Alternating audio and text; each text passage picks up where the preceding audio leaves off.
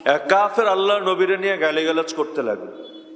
সাহাবায়ে কেরাম রাদিয়াল্লাহু তাআলা আনহুম আজমাইন, আল্লাহ তাআলা তাদের সবাইরে হয়তো ধন সম্পদ দেন নাই, সবাইরে হয়তো একরকম যোগ্যতা প্রতিভা আল্লাহ দেন নাই, কিন্তু একটা জিনিস তাদের সবাইরে দিয়েছিলেন, আল্লাহর নবীরে তারা নিজের জানের চাইতেও বেশি মহব্বত করতে পেরেছিল।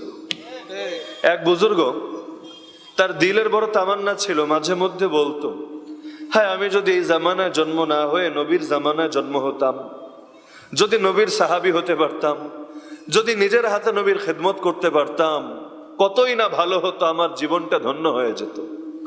তো একদিন আল্লাহর বান্দা ঘুমিয়েছে, রাতের বেলা স্বপ্ন দেখছে, সে একটা জায়গায় দাঁড়িয়ে আছে, আল্লাহ রসুল সাল্লাল্লাহু আলাইহি ওয়াসাল্লাম এবং তার কিছু সাহাবী একটা বাহনে করে সেদিকে আসছেন। তখন তাকেও বলা হলো তুমি বাহনে আরোহণ করো, সেও বাহনে আরোহণ করলো। কিছু দূর যাওয়ার পর হঠাৎ দেখা গেল রাস্তায় বিশাল বড় একটা গর্ত, এত বড় গর্ত যেখানে চাকা চালিয়ে যাওয়া সম্ভব না, আর চাকা যদি একবার এখানে পড়ে তাহলে গাড়ি পুরোটাই এখানে থেমে যাবে, সামনে আর এক চুলো আগানো সম্ভব না, কিন্তু তাদেরকে সামনে আগাতে হবে। এখন কি করবেন? তো তিনি সেই সময় চিন্তা করছেন কি করা যায়। মাথায় আসলো কোনোভাবে গর্তটা ভরার চিন্তা করতে হবে। গর্তটারে যে কোনো জিনিস দিয়া, ইট পাটকেল দিয়ে হোক, মাটি দিয়ে হোক, আর ডালপালা দিয়া, গাছ দিয়া হোক, কোনোভাবে যদি গর্তটারে একটু ফিনিশিং দেওয়া যায়, ভরা যায়, এর উপর দিয়ে গাড়ি চালিয়ে নেওয়া যাবে। তো তিনি এখন আশপাশে গিয়ে গর্ত কি দিয়ে ভরবেন এটা খুঁজতে লাগলেন। হঠাৎ পেছনে তাকিয়ে দেখতে পাচ্ছেন যে গাড়ির মধ্যে থাকা কিছু মানুষ, একজন শুয়ে পড়েছে, গর্ত ভরে নাই, আরেকজন শুয়ে পড়েছে, গর্ত ভরে নাই, আরেকজন শুয়ে পড়েছে, গর্ত ভরে নাই, এভাবে গাড়ির সব মানুষ শুয়ে পড়লো। এরপর সবাই শুয়ে পড়ার ফলে গর্তটা বন্ধ হলো। এবার ড্রাইভার তাদের উপর দিয়ে গাড়ি চালিয়ে গেল। তখন সে বুঝতে পারলো গাড়ির মধ্যে যারা ছিল তারা ছিলেন আল্লাহর রসুল সাল্লাল্লাহু আলাইহি ওয়াসাল্লামের সাহাবী। তাদের হালত এমন, নিজের জীবনকে কোরবান করে দিতে পারেন, তারপর আল্লাহর রসুলের জন্য যেন একটু পেরেশানি না হয়, একটু যেন রসুলের পথ চলা থেমে না যায়, এজন্য তারা সর্বদা উদ্বিগ্ন থাকে।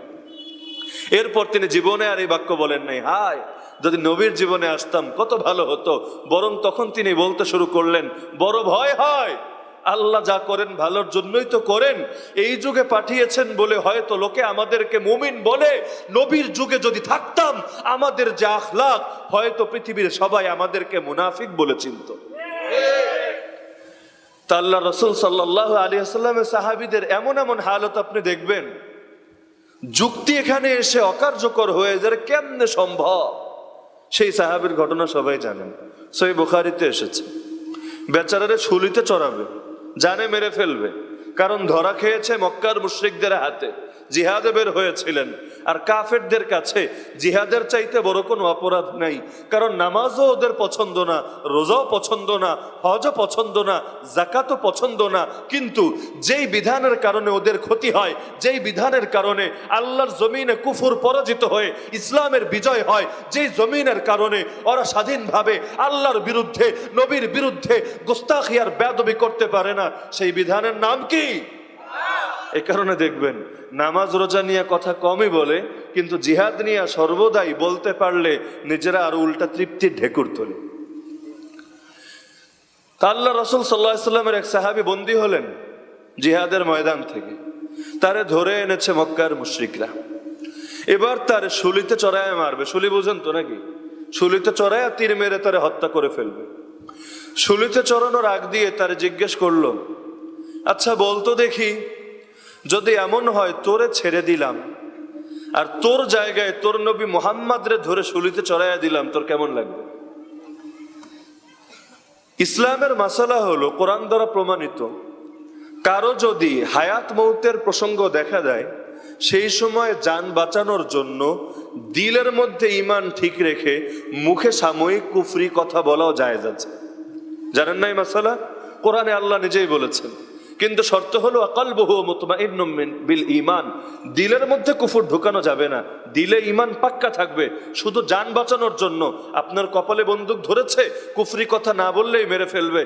মুসলমান তো শুধু একজনের নামেই বরত্ব গাইতে পারে, তিনি কে? আল্লাহু আকবার। মুসলমান একজনের নামে আকবর বলে, দ্বিতীয় কারো নামে আকবর বলা মুসলমানের জন্য জায়েজ নেই। মুসলমান অন্য যে কোনো ব্যক্তি, এমনকি রাসূলের ব্যাপারেও কোনোদিন বলে আর রাসূল আকবর, আমার রাসূল সব বড়র চাইতে বড়, মানে আল্লাহর চাইতেও বড়, এই বাক্য কেউ বলে? যদি কোনোদিন বলে ঈমান থাকবে? তাহলে সব বড়র বড় কে? তো মুসলমান তো কোনোদিন বলতে পারবে না রাম জি আকবর, কৃষ্ণ জি আকবর, হনুমান জি আকবর। এগুলো তো মুসলমানের বাক্য হতে পারে না। মুসলমানের বাক্য হলো আল্লাহু আকবার। এখন তারপরও যদি পরিস্থিতির শিকার হয়ে যায়, যান বাঁচানোর জন্য বলা যায়, কিন্তু দিলের মধ্যে ঈমান ঠিক রাখতে হবে। পরে এসে সে তওবা করে নিবে এবং নিজের অবস্থানকে শুধরে নিবে, হয়ে গেল। আল্লাহ রাসূল সাল্লাল্লাহু আলাইহি ওয়াসাল্লামের কোনো সাহাবী থেকেও রুখসত গ্রহণের কথা বর্ণিত আছে, যান বাঁচানোর জন্য তারা সাময়িক কৌশল গ্রহণ করেছিলেন। তো এই আল্লাহর বান্দা, দরজা তো সামনে খোলা আছে, যদি বলেন হ্যাঁ ঠিক আছে আমারে ছাইরা দাও, নবীরা লটকায়া দাও, তিনি এই কথা বললেও যে নবীর কোনো ক্ষতি হবে এমন না, কারণ নবী বসে আছেন মদিনায়, ঘটনা ঘটছে মক্কায়। তিনি যদি বলেন ঠিক আছে নবীরা ঝুলাইয়া দাও, ওরা তো নবীরা গ্রেফতারি করতে পারে নাই, ঝুলাবে কিভাবে? আর নবীরে নিরাপত্তা দেন কে? তো ওদের তো এই ক্ষমতা নাই যে ওরা নিজস্ব দলবল নিয়ে যায় নবীরে ধরে আনবে আর নবীরে লটকাবে। যদি ওদের হাতে হায়াত মৌত থাকতো, ওরা তো নবীরে মক্কায় সেই কবে মেরে ফেলতো। কিন্তু আল্লাহ তো স্পষ্টই করে দিয়েছেন প্রত্যেকের মৃত্যু সুনির্ধারিত। হক কথা বললে কারো আয়ু কমে না, আর হক গোপন করলে কারো আয়ু বাড়ে না।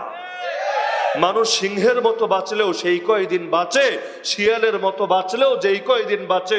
শিয়ালের মতো বাঁচলে আপনার হায়াত যেটা বরাদ্দ ছিল এক মুহূর্তও বাড়বে না, কারণ আমার আল্লাহ ক্লিয়ার করে দিয়েছেন ইযা জাআ আজালুহুম লা ইস্তাখিরুনা সাআতাও ওয়া লা ইস্তাকদিমুন। যখন নির্ধারিত ক্ষণ ঘনিয়ে আসবে, সেই নির্ধারিত সময় না এক মুহূর্ত আগাবে না এক মুহূর্ত পিছাবে। অনেকের তো ধারণা এমন, হক কথা না বললে মনে হয় আমাদের তাকদীর পরিবর্তন হয়ে যাবে, হক কথা না বললে দুনিয়ায় মনে হয় খুব একটু ভালো থাকতে পারবো। কিন্তু ওরা জানে না আল্লাহরে ছেড়ে কেউ কোনোদিন ভালো থাকতে পারে না। ভালো থাকার আশায় যারা হকরে ছেড়ে দেয় তারা জীবনে কোনোদিন ভালো থাকতে পারে না, না দুনিয়ায় না আখিরাতে। এই মির্জাফর আর মীর সাদেকরা যে গাদ্দারি করেছিল, আমাকে বলেন তো ভালো থাকার আশায় না খারাপ থাকার আশায়? বলেন না, না বললে আমি কথা আগাবো না। ভালো থাকার আশায় না খারাপ থাকার আশায়? আপনাদের চেতনা এত ঝিমিয়ে গেল কেন বুঝলাম না। কথা আবার জিজ্ঞেস করে করে আদায় করতে হয়। মাগরিবের পর তো বেশি ক্ষুধাও লাগার কথা না যে পেট দিয়ে আওয়াজ আসছে না। আল্লাহ রাসূলের সাহাবীরা পেটে একটা পাথর বেঁধে রাখতেন, তারপর মুখ দিয়ে তো ঠিকই তাকবীর দিতেন। আর আপনাদের পেটে তো পাথরও নাই, তাও মুখ দিয়ে আওয়াজ বাইর হয় না।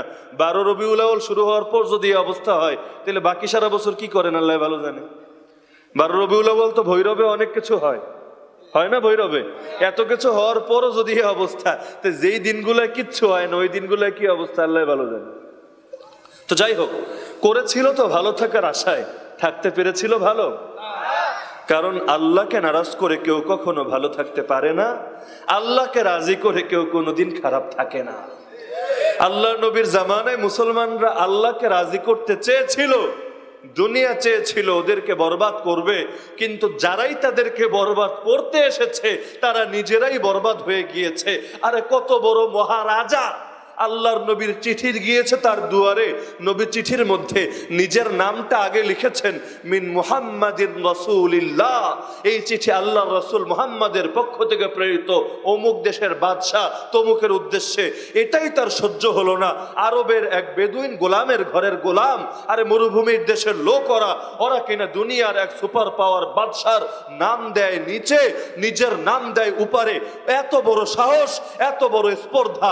সঙ্গে সঙ্গে সেই চিঠিকে সে কয়েক টুকরা করে ফেললো।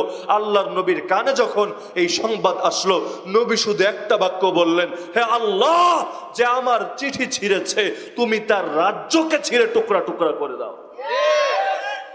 শুধু এক চিঠির সঙ্গে বেয়াদবি।